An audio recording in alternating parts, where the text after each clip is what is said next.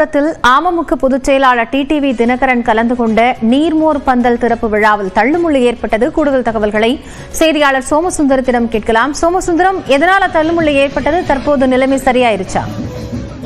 சென்னை ராமாபுரத்தில் அம்மா மக்கள் முன்னேற்ற கழகம் திருவள்ளூர் தெற்கு மாவட்டம் சார்பில் மாவட்ட செயலாளர் லட்சுமி முருகன் ஏற்பாட்டில் நீர்மோர் பந்தல் திறப்பு விழாவானது இன்று நடைபெற்றது. அதில் அந்த கட்சியின் பொதுச் செயலாளர் டிடிவி தினகரன் பங்கேற்று பொதுமக்களுக்கு இலவசமாக தர்பூசணி, வெள்ளரிக்காய், நொங்கு, இளநீர், பாதாம் மில்க், ரோஸ் மில்க் உள்ளிட்ட குளிர்ச்சி ஊட்டக்கூடிய பொருட்களை வழங்கினார்.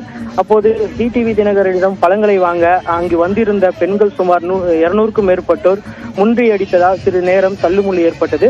குறிப்பாக டிடிவி தினகரனின் கையால் தர்பூசணி பழங்களை வாங்குவதற்காக பெண்கள் போட்டி போட்டனர்.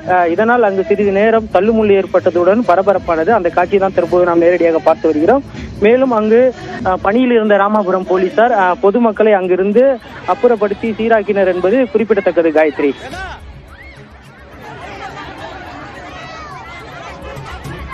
நன்றி சோமசுந்தரம் விவரங்களுக்காக.